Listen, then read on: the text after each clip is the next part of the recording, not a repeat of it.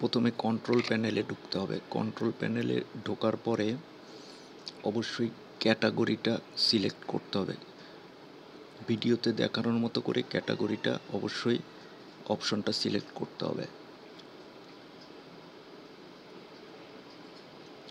তারপর যেখানে মেইল লেখা আছে সেখানে যেতে হবে।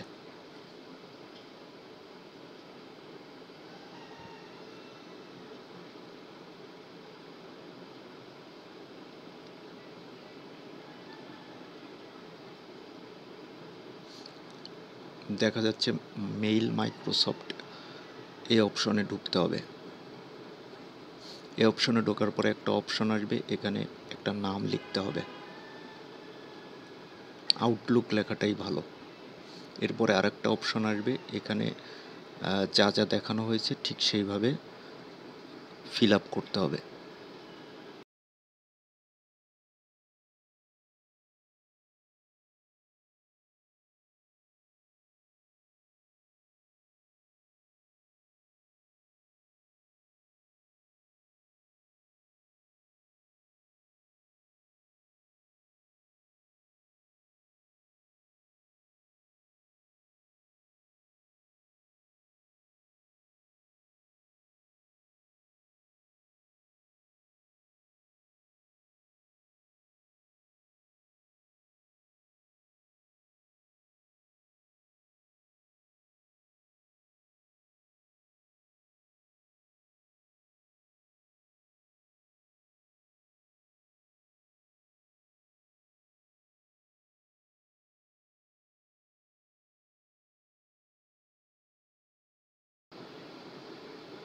এরপর নেক্সট বাটনে কয়েকবার ক্লিক করলেই কাজটা সম্পন্ন হবে।